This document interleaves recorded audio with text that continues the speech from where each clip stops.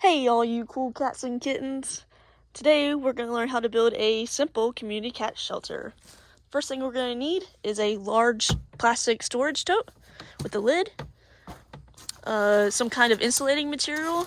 This is just a styrofoam shipping container. You can get these at vet clinics, at grocery stores, or pet stores that sell fish.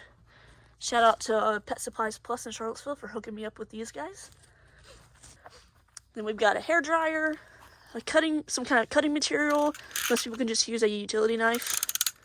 But I've got a fancy 6-inch hole saw that I'm probably going to use. You definitely don't need this. You can just get by with a utility knife. And then we've got duct tape and measuring tape. Couple things to consider. You definitely want to make sure that the entryway is at least, I'd say, 4 or 5 inches off the ground.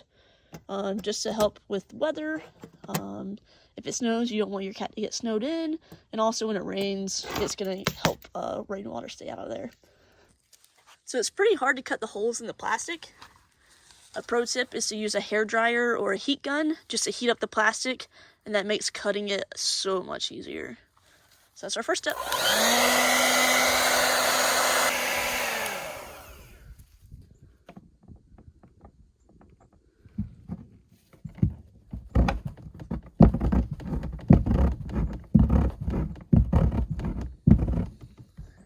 You can continue to just cut a circle with a knife or a utility knife.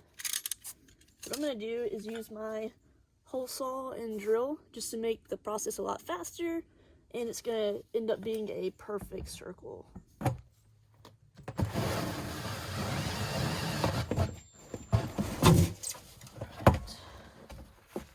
And we are through. Alright, so now we've got a pretty good little circular hole. I'm going to do the same thing on the styrofoam.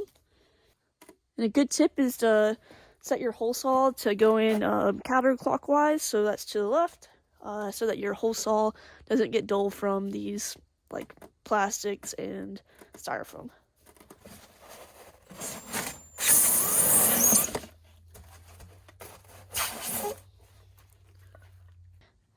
So we've got an entryway here, and then we've got an entryway on the inside.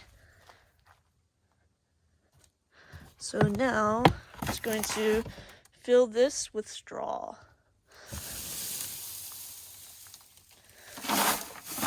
So let's talk about bedding. You don't want to use blankets or cat beds or hay. It's got to be straw. Straw is hollow. It's an amazing insulator, and it's comfy for the cats. All those other things will mold, but straw does not. So definitely go with straw.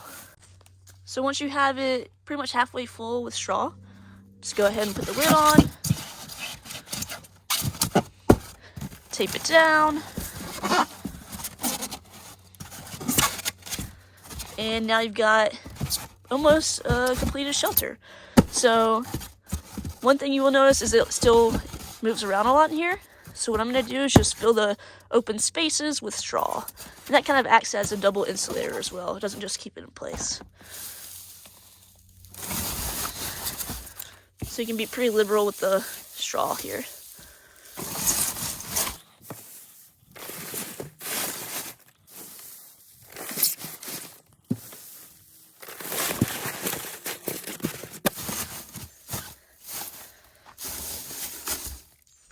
Okay.